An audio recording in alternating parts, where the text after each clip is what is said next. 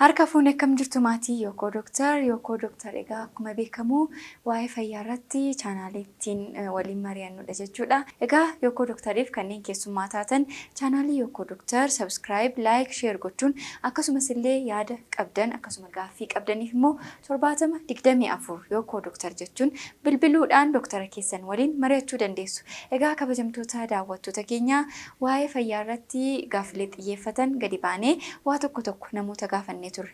Egaa isuma isin biraan geenya itti bohaaraa isiniin jenna walitti deebina.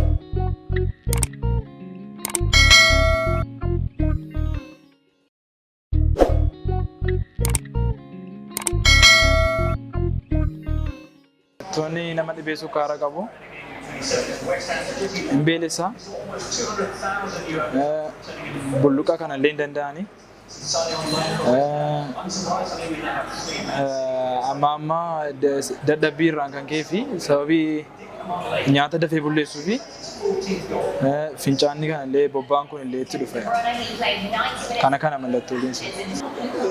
Imbeelessa nyaata ofiirii akka nyaatu godha. Nama tokko jedha. Kun sukkaaraa gosa adda addaa qaba baay'ee. Nyaata illee ofiirii akka nyaatan kan godhu jira. Kan appetaayitii cufullee jira. Akkasuma immoo joonjisee kan kuffisullee jira.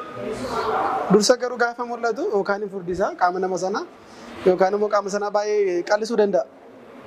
Kun sukkaaraa mallattoo tokko ittiin qabu waan ta'eef mallattoo gosa adda addaa qabu. Imbeelessa lafaannaa hin gaggabsa. Amma beela'u sammuun itti naannoo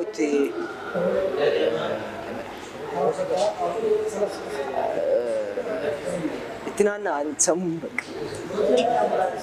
Afaan tuttadhaa. Mallattoon nama dhukkuba sukkaaraa qabu hin kuffisaa, hin hoomacheessaa, of wallaalchisaa,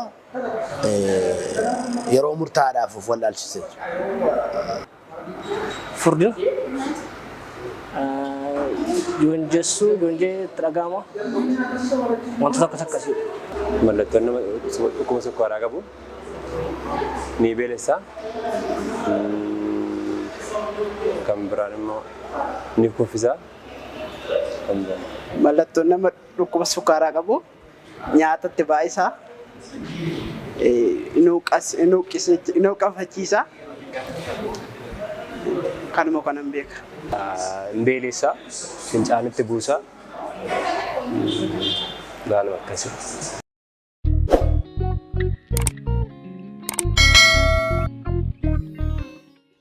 Egaan daawwattoota keenya deebii keessanirraa waan baay'ee bareedaa keessumaa mallattoon dhibee sukkaaraa namoonni baay'een hamma ta'e akkasiin beektan argeera.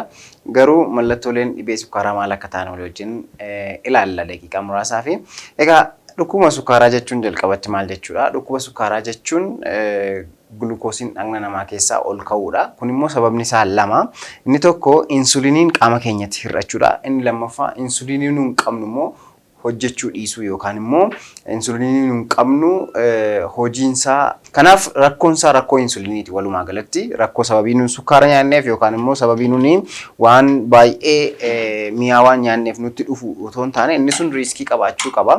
Garuu immoo rakkoon dhibee sukkaaraa yookaan immoo gulukoosiin keenya sukkaarri keenya ol ka'uu godhu insuliiniin keenya rakkoo qabaachuudha jechuudha. Insuliiniin kun lakkoofsisaa gadi irrachuu yookaan immoo hojii isaa hojjechuu dadhabuu kan jedhudha jechuudha. Kanaaf namoonni baay'een deebistan argineerra garuu dhibeen sukkaaraa mallattoolee bebbeekamoo qaba. Inni jalqabaa dheebuu garmaleedha. Egaa mallattoolee kana gaafa jennu kan mallattoo hin agarsiisne jira keessumaa taayipii hin jennu namoota baay'ee irratti mallattoo hin argisiisu ta'uu danda'a. Garuu mallattooleen bebbeekamoo inni qabani inni jalqabaa dheebuu garmaleedha yookaan amma utuma bishaan dhuganillee dheebochuu yookaan dheebuu bahuu dadhabuun inni kun isa jalqabaati. Inni lammaffaan amma fincaa'uudha. Kun sababii baay'ee dhuganiifis ta'uu danda'a. Kanaaf amma fincaa'uun mallattoolee isa lammaffaadha. Beera garmalee yookaan utuma nyaataniillee satisfaayiid ta'uu dadhabuu yookaan nyaatanii quufuu dadhabuun mallattoo isaa isa lammaffaadha. Huqqina garmalee yookaan immoo garmalee huqqachuu qaamni namaa sirriitti hir'isu yookaan utuma nyaatanii utuma dhuganii kana jechuun utuu hin danda'amin huqqina garmalee huqqachuun mallattoo isa kan biraadha. Dadhabbii garmalee yookaan immoo utuu hojii garmalee hin hojjetin yookaan immoo enerjii baay'ee itoo hin baasin dadhabbii garmalee dadhabuunis mallattoo isa gara biraadha. Amala dhabuu yookaan immoo aarii dandamachuu dadhabuu yookaan irritability sanuun jennu innis amala mallattoolee isa kan biraadha jechuudha. Egaa madaan dafee fayyuu dadhabuun immoo gara dhumaatti yookaan immoo dhukkubi sukkaaraa ergi namarra baay'atee booddee kan dhufuu danda'udha. Sirriitti arguu dhabuu yookaan immoo wanti tokko lama ta'ee namatti mul'achuun mallattoolee isaa jennee waamuu dandeenya jechuudha. Kanaaf mallattooleen isaa inni gurguddaan dheebuu garmalee amma fincaa'uu beela garmalee yookaan utuma nyaatanii beela'uu huqqina garmalee dadhabbii garmalee yookaan immoo hojii baay'ee hojjechuu utuu hin hojjetin dadhabuudha jechuudha. Waan nu dhaggeeffataniif galata guddaa qabdu. Gaaffii yoo qabaatan 724 bilbiltanii hakimoota keessan dubbisuu dandeessu. Egaa dhibee sukkaaraa mallattoolee akkasii ofirratti argitan daftanii to'annoo jala oolchuu qabdu. Dhibeen sukkaaraa dhibeelee namarra turan hin fayyine garuu immoo miidhaa garmalee namatti fiduu danda'an keessaa isa tokkodha.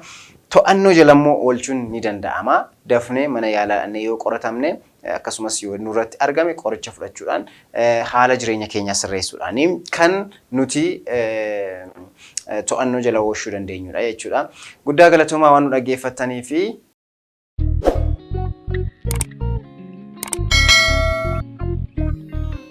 walitti deebineerra kabajamtoota maatii Yookoo Doctor egaa gaaffii hirmaattota gaafannetti akka bohaartan akkasumas keessatti akka isin of ilaaltan abdii guddaa qabna.